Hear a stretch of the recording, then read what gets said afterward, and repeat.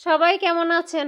আশা করছি ভালোই আছেন। আমিও ভালোই আছি। দেখতেই পাচ্ছেন একটা লাল সুতা বানতে চলে আসলাম। এইখানে লাল সুতা বানলে নাকি মনের আশা পূর্ণ হয়।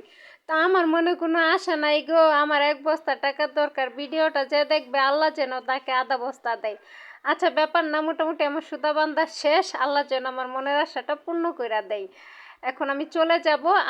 আমার পরে হচ্ছে যে আরেকজন আসবে সুতা বান্ধার জন্য। এই যে দেখতেই পাচ্ছেন, এই যে গাছটা সুতা বানতে বানতে বানতে বানতে গাছটার জীবনটা শেষ করে দিছে। কি পরিমাণ সুতা এখানে বানছে, মানুষের কত মনের আশা। যাক, যে যে আশা আশা করে এখানে সুতা বেঁধেছে, আল্লাহ যেন তাদের মনের আশা পূর্ণ করে। এই যে দেখতে পাচ্ছেন, এই মাজারটার নাম হচ্ছে যে বাইজি মস্তান। আমি জানি না নামটা বলতে আমার ভুল হয়েছে কিনা, ভুল হলে সবাই ক্ষমা করবেন। আমি এটার নামটা পুরোপুরি আমি হয়তো জানি না।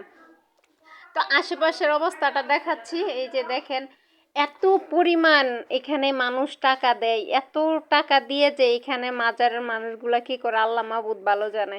এই যে দেখতে পাচ্ছেন কচ্ছপ, সবাই আসছে যে এখানে খাবার খাওয়ানোর জন্য। কেউ মিষ্টি খাওয়াচ্ছে, কেউ পাউরুটি খাওয়াচ্ছে, কেউ কলা খাওয়াচ্ছে। এই যে কচ্ছপগুলাকে কেউ ধুয়ে দিচ্ছে, পরিষ্কার করে দিচ্ছে।